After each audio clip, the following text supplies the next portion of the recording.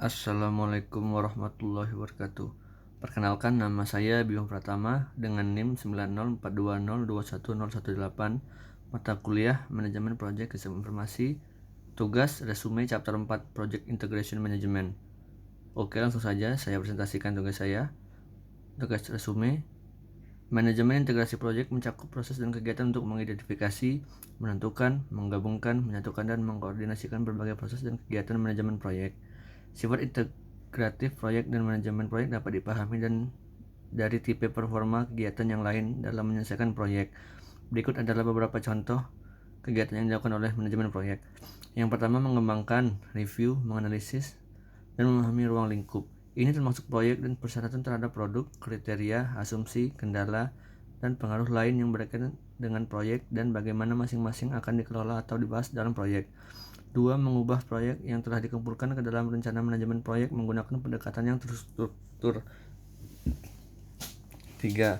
Melakukan kegiatan untuk menghasilkan proyek yang diinginkan. 4. Mengukur, monitor kemajuan proyek dan mengambil tindakan yang tepat untuk memenuhi tujuan proyek. Selanjutnya, mengembangkan proyek charter adalah proses pengembangan sebuah dokumen yang secara resmi mengakui keberadaan proyek dan memberikan otoritas kepada manajer proyek untuk menerapkan sumber daya organisasi untuk kegiatan proyek.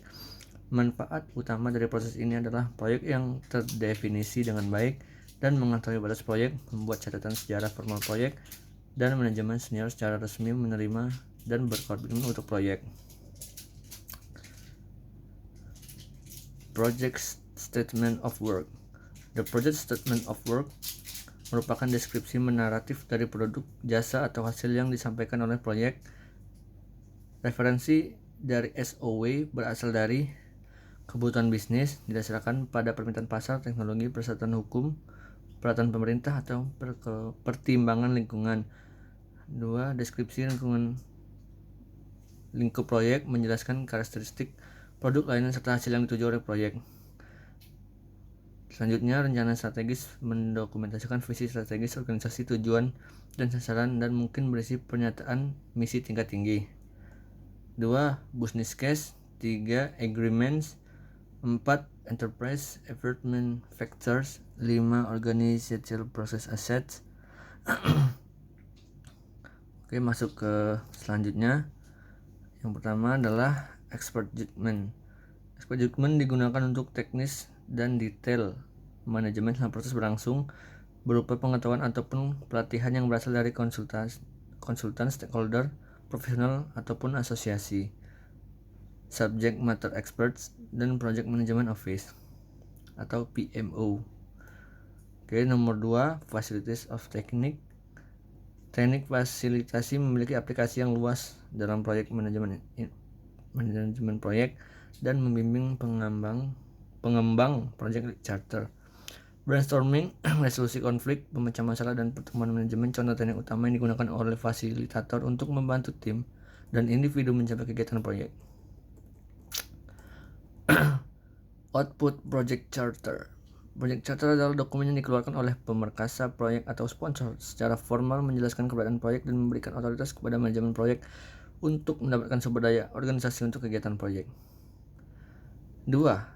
Develop Project Management Plan merupakan proses pendefinisian, mempersiapkan, dan mengkoordinasikan semua rencana perusahaan dan mengintegrasikan mereka ke dalam rencana manajemen proyek yang komprehensif. Manfaat utama dari proses ini adalah untuk pusat dokumen yang mendefinisikan dasar dari semua pekerjaan proyek. Konten manajemen proyek bervariasi tergantung daerah aplikasi dan kompleksitas proyek. Input Project Charter, input from other process, enterprise factors. Expert judgment digunakan untuk proses untuk memenuhi kebutuhan proyek. 2.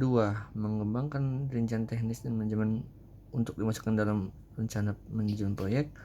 4. Menentukan sumber daya dan tingkat keterampilan yang dibutuhkan untuk melakukan pekerjaan proyek.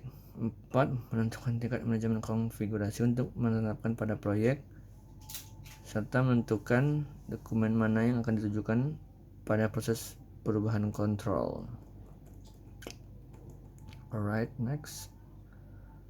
Fasilitas teknik. Aplikasi yang luas dalam manajemen proyek, pengembangan project management plan, brainstorming, risiko konflik, pencarian masalah, perubahan contoh status.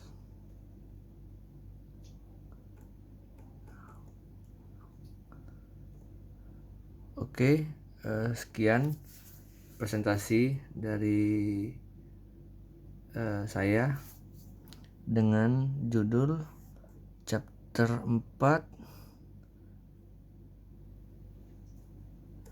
Project Integration Management. Sekian, jika ada salah kata atau salah apapun, mohon maaf. Terima kasih. Wassalamualaikum warahmatullahi wabarakatuh.